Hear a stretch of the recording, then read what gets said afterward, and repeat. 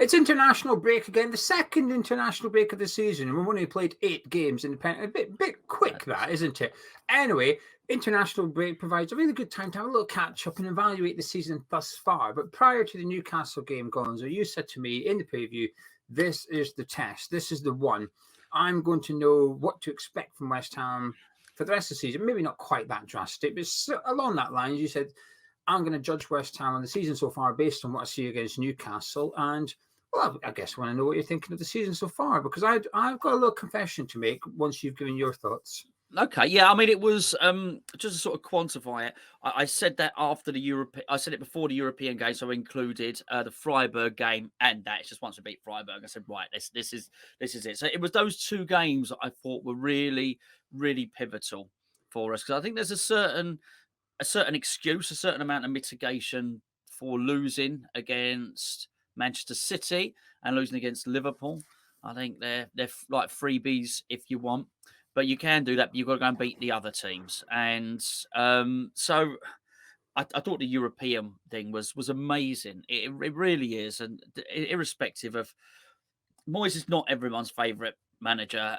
His football's not everyone's cup of tea, and I've got to say, look, I went to that Newcastle game and I moaned about Moyes' substitutions more than most over multiple videos, so I can get as annoyed with David Moyes as anyone. I really can. But what he's done in Europe is nothing short of remarkable. It may well take history to look back on him within the parameters of West Ham's history to actually look back at what he's done in Europe in terms of the way he qualifies through groups is quite outstanding. And I don't think there are too many other managers, actually, if you're at a club at West Ham's size, and if you discount all the managers we probably can't have because we're West Ham. Sometimes I look at it and I think, I wonder if it's just Unai Emery, who at the moment is probably better suited to take a club and manage them like through those group stages. But I mean, particularly sort of West Ham at the moment. So for that, I thought it was a really incredible start to the season. We got to the Newcastle game. What was I thinking then? It's a tough one because I've got the benefit of listening to everyone else talk about it since then. And it's just a lot of it. All the excuses are made for Newcastle. Well, Newcastle drew the game because they weren't up for it. And I listened to Alan Shearer talking on Match of the Day. He did a little bit afterwards. And, you'd think they were the only club that played in Europe midweek. We had 1 day's less rest. So I think that is worth noting as well. And I just think it's been a really good start to the season. Unfortunately, because we drew, I'm now thinking, Aston Villa, that's the real test. But you know how these things go. I'm very impressed though, Gio. I've got to say, I think I'm really happy. Yeah, the Villa one's the one for me. That 3 games, Freiburg, Newcastle, and then Villa is the one for me. But because of the international break, it's a good time to do it, I think. The one thing I will say about Emery, actually, I mean, Aston Villa is not exactly making the Conference League look easy at the minute, are they? They struggled in their first game, lost their first game, and then they got a last minute winner, in their second game. So they're up and running now, but that's the one guy that's got sort of success in European football as a manager, and even he's sort of finding it tough in Conference League where we breezed through it. So there is that context to put in there as well. But I've got a little bit optimistic, actually. I mean, I'm still waiting. There's still one thing I'm waiting to see, which is how do we respond when we go behind in games, because we're not really doing it very often. We've taken the lead in 7 of the 8 Premier League games so far this season, so we keep going in front, which is fantastic. But traditionally, sometimes if we go behind in games, we can struggle to get back into them a little bit, and that's where, when we're playing the football we are this season, we're doing it. We probably are taking the lead because we are playing against a slightly more expansive side because it's 0-0. Everything's up for grabs. They're coming at us. But if they were to take the lead, I think we'd find ourselves up against a slightly more defensive team and we may struggle. But then saying that, what gives me hope is, well, we got an equaliser against Newcastle when they were sitting back. And this is one of the best defences in the Premier League. And we managed to find a breakthrough, albeit through a really good individual goal. But okay, that's part of football. We know we can score from set pieces, and we know we've got players in the squad talented enough to create something out of nothing or get an individual goal. So what we're probably lacking is that creativeness from open play, but we'll wait and see. But I'm quite optimistic that we might get European football again next season, actually. I do. I've been impressed by us this season. I'm enjoying it a lot more. than I was last season. Is it perfect? No. Like I said earlier in the week, I think if you do it to scale, there's that old argument, isn't it? Sort of results over playing football, the style of Yeah. football. And if you were to do the scale, the results are here and styles here. I always thought I was here. I always felt I was quite a romantic when it came to football and the way I wanted to see football being played. But what I've discovered this season is actually I'm not here. I'm a little bit further in than I expected because there's still people that are more adamant to see better football. Whereas it's a happy medium for me at the minute. I feel like it's still David Moyes' ball, but it's entertaining enough for me to enjoy it because I do feel like it is good football this season at times, not always. But I enjoyed the first half against Newcastle. I thoroughly enjoyed the football we played against Brighton. I enjoyed the first half against Sheffield United. I'm enjoying a lot so far this season. And I think the big thing for me is looking at the league table, after 8 games, 7th in the league, and we've played Man City, Liverpool, Newcastle, Brighton. And I'm going to put Chelsea in there. I know they're not doing very well, but at the start of the season, we never expect them to struggle this much. These are tough games. And I think in terms of a fixture list, I don't know what everyone else's fixtures have been, but we must be up there with some of the toughest fixtures so far in the opening 8 games. And we're sitting 7th in the league. And, well, I'm enjoying it, Gonzo. I'm getting a bit excited, truth be told. No, and absolutely. And so you should lump Chelsea in there because irrespective of their start to season, they were bloody good against us. Sterling was at the game of his life against us. Jackson or whatever his name was. We didn't know he couldn't a donkey's ass for banjo at that point, but he looked really good. They had some good players in there, and we had to weather the storm, and we did it with 10 men. So yeah, you were absolutely right to pick up on that as a really, really tough fixture. I think in terms of you saying you're enjoying it, I'm going to say something that that I said in our player ratings on Patreon, and that was about the lift of. I've seen Paquetá play before. I seen him play a number of times last season. But there was something about, I think, watching him play this season in the London Stadium. I think there's more of an acceptance this season that we have a really special player on our hands. I think for a lot of last season, we were finding out. And I think we had a rubber stamp on his quality in the Conference League final. We know. Where is it? I can't even. We know. We got that rubber stamped in the Conference League final, right? With that final pass that he did. I think there's an acceptance now. I think possibly because Man City's interest, because of everything that's happened, we have a world-class player on our hands. It's now no longer whether we have a decent player. It's actually now, is he better than Payet? Is he as good as De Bruyne? Or whatever the case may be. Those are the sort of questions that are getting asked. I think the question though last season, sorry to interject, was can Moyes get the world class player out of the world class player? Yeah. And I think last season, at times it would have been fair to suggest no. I think if people said no, he can't, that's not him.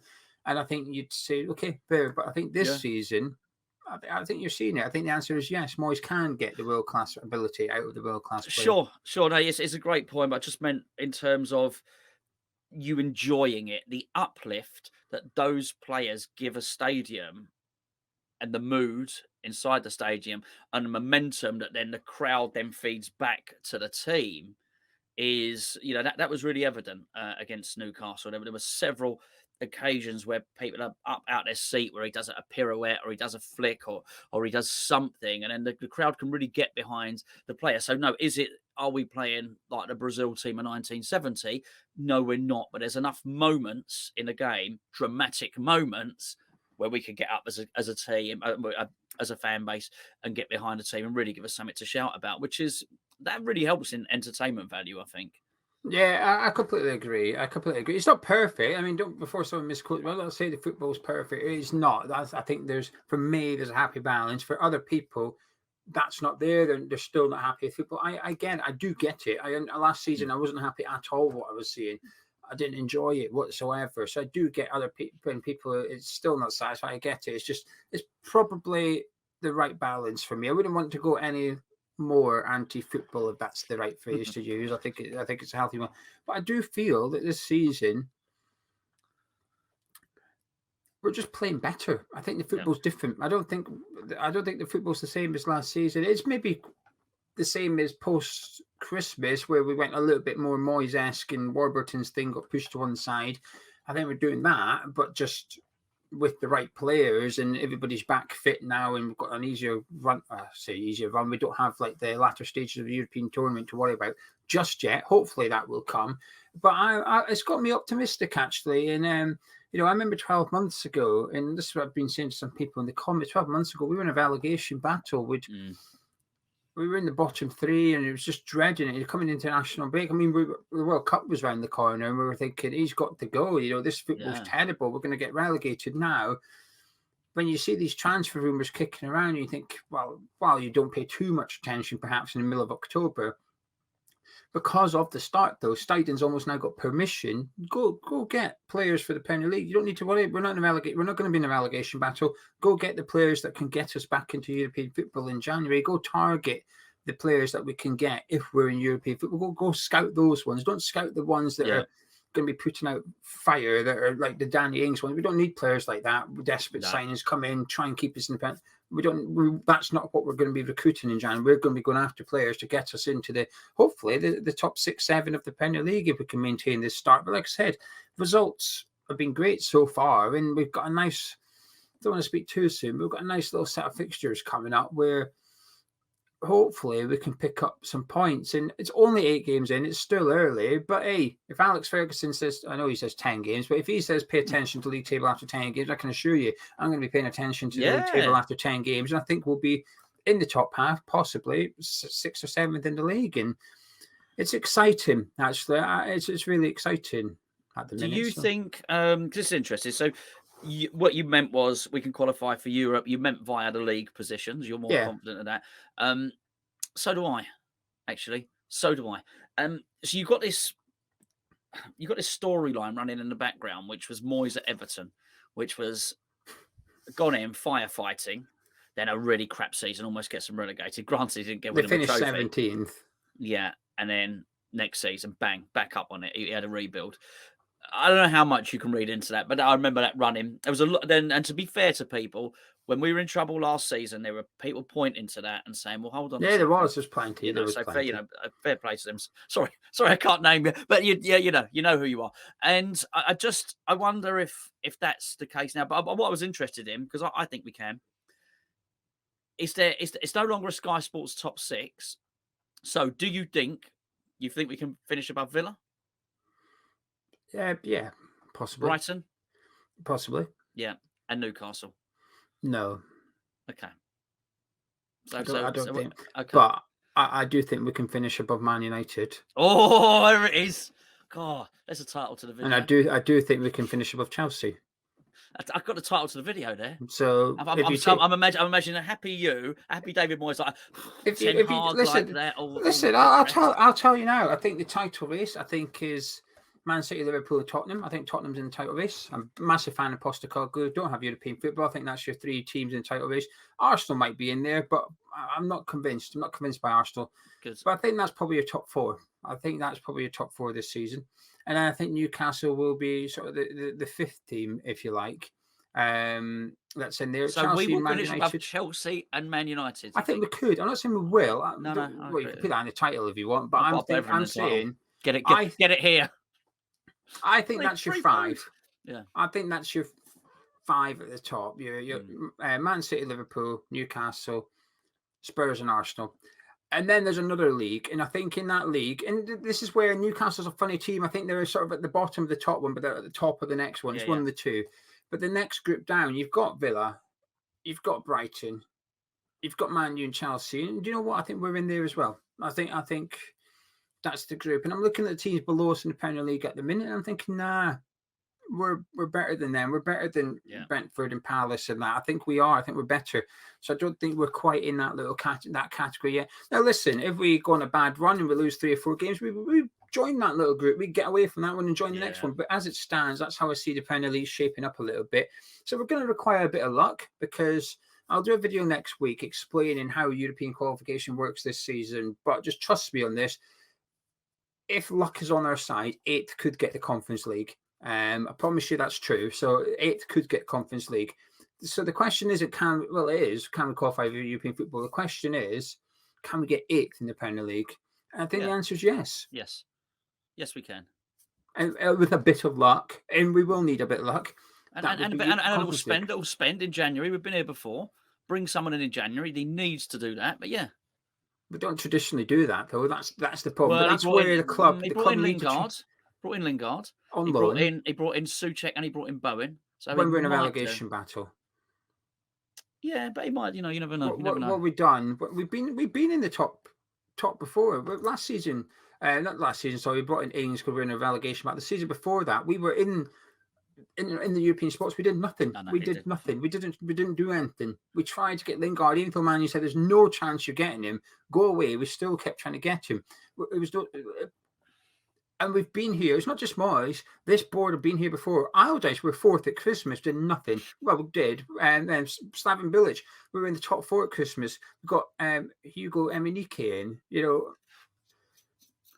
That was our push to try and get Champions League football. We went and got Emenike. That's who we brought in. They don't really strengthen in January unless it's to get away from relegation. But if it's to go from 6th to 5th or to gamble in European football, they tend not to do it. And this is where I'm hoping with Mark Noble and Tim Steidten, because Mark Noble, I'm hoping Mark Noble as a player was angry in January, thinking, get some players in and we can go get European football, what we're doing. I'm hoping he had that anger.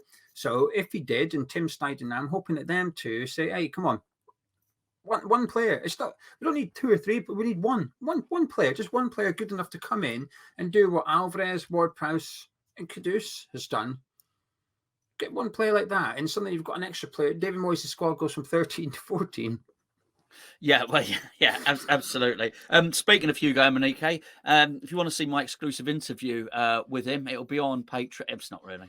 No, I'm interviewing someone. He does have one, Stuart Slater. I do. I'm interviewing Stuart Slater on Thursday, Geo. Yeah, Thursday night, 6 p.m, live on Patreon for all patrons. And then Gonzo will be putting the patrons' questions to Stuart Slater as well. And there's other ex-players interviews coming. But if you fancy supporting the channel, you can go to patreon.com/HammersChat. Links in the description. We'll put in the pinned comments. It's really easy to find as well. Head on over there. The bottom tier, the supporters tier, $3.60 a month, so less than £1 a week, to say thanks, Hammers Chat. Much appreciate the content on YouTube. Wouldn't mind some more. And you get discount on t-shirts, even the Cleveland's range. Like get a big discount on a t-shirt. I'll tell you. The one with printing errors, it's in the Cleveland's section. I've just been updating the Cleveland section today, actually, because some of the coasters weren't printed. Got a lovely tag on it, though. That's we've added that. We've changed it. I mean, this one, the Irons on Tour one, the Prague Conference League range of t-shirts are different material. It's better material than what we previously had. So, just. Absolutely. Up to 30% discount, depending on which tier you choose on Patreon. We'd greatly appreciate it. It really helps us to be able to sit down and talk about West Ham like we are now. Yes, so anyway, there you go. If you've enjoyed this video, please do drop a like on it. Subscribe if you're new to the Hammers Chat Forum channel. Myself and Gonzo, we'll catch you in the comments.